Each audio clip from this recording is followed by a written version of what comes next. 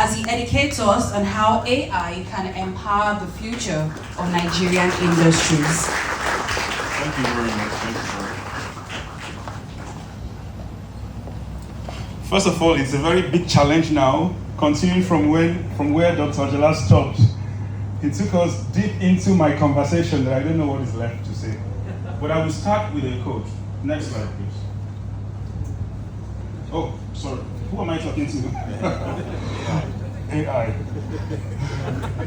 Innovate or perish. I know this is not the first time you are listening to something like this, but what comes to your mind when you see these two words? Is it the joy of innovation and the opportunities it brings to our businesses, or the fear of perishing when others that do better at innovation than you get to your doorstep? Well, it depends on what side of the divide you are at. But I think today we will close that gap as we dive into the discussion on how AI empowers the future of Nigeria's industries. And it's very important to talk about the word artificial intelligence because it remains a critical solution to Nigerian businesses that are seeking ways to navigate the dual challenge of reducing cost of operations and still, improving or even maintaining quality of what they do. But beyond that is the aspect of global competitiveness, because as we see today, the business landscape is getting tighter and customers are becoming increasingly demanding of better services, because if they cannot get it from you in Lagos or in Abuja, they will get it from China or US or anywhere else because it's already at their doorstep. I don't need to talk about Temu. I'm sure we all know how Temu is revolutionizing that space as well. So the world has come to a point where you either innovate or perish. Because who else would you go to? The government that we would have run to is reducing subsidies, placing embargoes, and of course, reducing expenses. So you have the responsibility, and that's why we're here. But you see, when we talk about AI, just like Dr. Ayoola already emphasized, people will think about the challenges, and I don't need to go through this anymore. But then, we can talk about and complain about the challenges, or we can come with a plan. For example, let's look at what China did. In 2024, the gap between the performance of AI models built by the United States of America and that of China was about 103 points. But fast forward to 2025, it reduced by about 80%. Now, nobody is saying that you can do this overnight, but what did China do? Because now when you talk of US and you say OpenAI, Gemini, Anthropic, of course, these are tech giants, right? Not just tech giants, they are VC-led. Everybody's trying to do their own tech. But then look at China there. Can you see what I wrote there? Government-led. What does that mean? There is something they are doing that allows them to achieve great solutions and great effects with less. So how is China closing that gap? First of all, the launch of DeepSeek R1 threw everyone into frenzy. Why? Because it showed that even without as much semiconductor power, just like Dr. Clark tried to emphasize with the issue of NVIDIA, China was able to still do great with what they have access to. And they also had something in their sleeves with regards to talent acquisition. And that was evident because China holds about 70% of the world's patent in AI as at 2023. And that underscores the investment that the government, which I said government-led, has put into it. So not only that, it's one thing to put all the money, but you see, their focus is not just on competing and outdoing, it's on self-reliance. If there's going to be an embargo as to what semiconductors you can get, what compute power you can buy, then how about we use what we have and navigate around those challenges and reduce what we need. Now, let's look at the cost, for example. US, like I said before, would face fragmentation where every tech giant is trying to outdo or do their own thing. But in China, states coordinated. That already shows a very close link with Nigeria. Because in Nigeria, for the first time in the entire world, the government brought together all AI experts and said, you know what, we should do this collectively. Can you please give a round of applause to the Honorable Minister for Communication? Because that idea of state coordination got China to put the best brains together, as you will see in the next video, to achieve a lower cost. Just look at that. 3% of the cost, actually, or 4%. For 1 million tokens, you can get just for $0.55 if it's China made than if it is from the US, because they were able to navigate the cost terrain. And that's just one of the challenges that China was able to navigate around.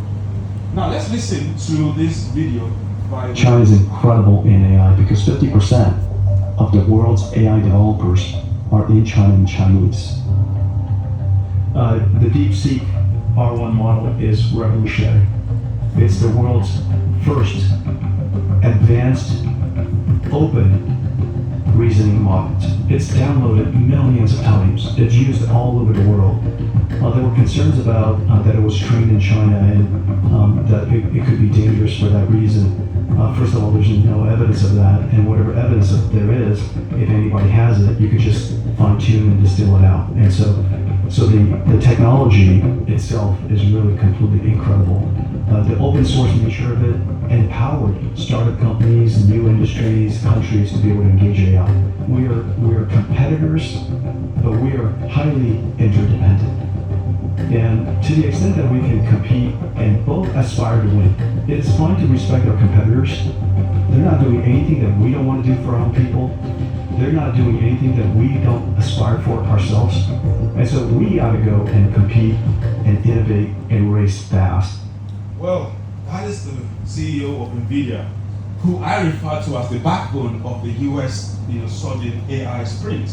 And just imagine what China can do, or any tech company in China can do better if they have access to the sort of GPUs NVIDIA makes. But no, you don't have to wait till you have the best of GPUs. While the US placed a sort of embargo on exportation of the NVIDIA A100, China developed the Ascend 910C and was able to transform so much what they could do in AI. Now, one thing you should take away from this is this. He said that China has developed a complete AI ecosystem and can potentially become one of the two superpowers when it comes to AI. So, and for us, if it's affordable, why can't we leverage on this? Again, I'm not the manager for marketing at NVIDIA, although I don't mind if you want more of that, because we have to tell ourselves what is available, especially like Dr. Ayoola said, someone like Dr. Rose would want to know what else she can get if she can afford the others. Now, for us in Nigeria, our stories are tied. Our objectives align. I was impressed when Dr. Ayoola spoke about the fact that we are focused on inclusivity. We know that not everyone can afford, not everyone has the access to capital. So, if we all share that objective, why can't we leverage on this technology? Our role as trailblazers in Africa also counts. You are in Lagos today, but I can tell you there are so many AI experts in different parts of Nigeria that are looking to Lagos to say, what other alternative do you have? And that's also the same case with every other country in Africa. Then of course, we need to tackle our limitations from an area of strength. Just like he said, infrastructure, well, at least as far as access to the internet is concerned, no problem. But when it comes to compute power, even if we have all the money, so therefore funding may not be the problem, but can we leverage on other alternatives? And I think that's where a huge collaboration will come in. I will also have a role of government to play, and our government is already on the front line doing great stuff. So clearly there's a lot we can do. Now, what if we eventually get to that point where we've adopted AI in our ecosystem? What are we going to gain? First of all, is agriculture revolution. We need food. We need food to get to the customers fast. We need improved productivity on the farmlands. We need healthcare transformation. We have villages, remote villages, without enough experts to reach them. Is there a role of AI in that? And I know in this room we all understand the role of telemedicine, the role of AI-assisted surgeries and so on. Then of course there's the financial inclusion. Well, you will listen to the panelists later today about how AI is revolutionizing that space. Then of course, educational equity. I've heard about some schools, for example, in Nigeria that are now using tabs. So even the teachers don't know the latest. The tabs can train both the teachers and the students. And that's one thing we can do with AI. Then of course, the benefits are, just there. Look at this one, for example. For every $1 you invest in AI, you get $8 out back. So that tells you it is highly potentially productive, and it's projected that in the year 2030, about $15 billion of our economy will be attributed to AI, and so on. So clearly, we all need to leverage AI. And then of course, there are so many use cases we can talk about where we need to start putting it. But let me just mention a few. In this room here, And I know Dr. Rose too is very strong in this area. Many experts have been working, but I must say, sadly, that it's at the prototype level because of the challenges we have discussed. Passenger screen detection, for example. Imagine a public bus that has a detector in it. So when a passenger is alone with the driver and screams for help, no one might be there to help her, but there will be a system that can trigger an alarm and inform the right authority. This solution was developed by one of the AI researchers in Nigeria. Exoskeleton for the heart, carbon emission tracker, smart gyroscope devices for monitoring people who are recovering from prosthetic injuries, and so on. So we can talk about all of this, but let's go straight to what we want. We want data for all our sectors, and I'm glad at the government level work is being done on that. We want compute and storage infrastructure, and if we don't have it on ground, we can use the cloud. We want talent and workforce development, and of course in this room again are great minds who are doing a lot in talent development and workforce development. And if we have all of this, we need to infuse learnings about several aspects of AI. Because apart from generative AI, which is the last one on the list, we have supervised learning that can help banks to determine who to give loans to or who to recruit. We have recommendation systems that can help e-commerce platforms to push the right product to the right person. We have time series forecasting that can help us predict and make the right plans ahead of the future. And we have deep learning when it comes to computer vision for security, NLP for monitoring, and all that. We have all of this, and we must infuse these learnings. So rounding up, what is our vision for 2030? To build a $3 trillion economy, we must build the infrastructure. Of course, government is already rolling out fiber optic cable. We have reliable power to data centers, at least I know of the big power plants planned. But of course, we have to keep scaling these things up. Then the talents in this room. I know we have people from RAIN, and also we have 3 MTTs. There is nowhere you will go that you won't miss either a beneficiary or one who has been involved in training the 3 MTT. Now, we have partnerships that we need.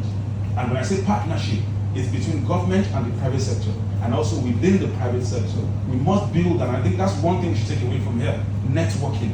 Then there is also the issue of inclusion. If you call someone from a particular group, the National Economic Summit group, they would say that it's important. Do not just build solutions. Think about the forgotten. Of course, worry about gender inclusivity as well, so that we are not just building for a few. And of course, finally, innovation. How is your solution able to impact the sectors? How are you transforming businesses? I always say to people that when you want to build a solution in AI, do not just sit down and think of something. Use AI to find the problem. Then you can use AI to solve the problem. And if we can do more of that, most of the things we are building will easily get traction and funding. On that note, let me thank you very much for your attention. Thank you. Thank you so much, Dr. Ayoola. I mean, that passing remark definitely rings a bell. Thank you so much.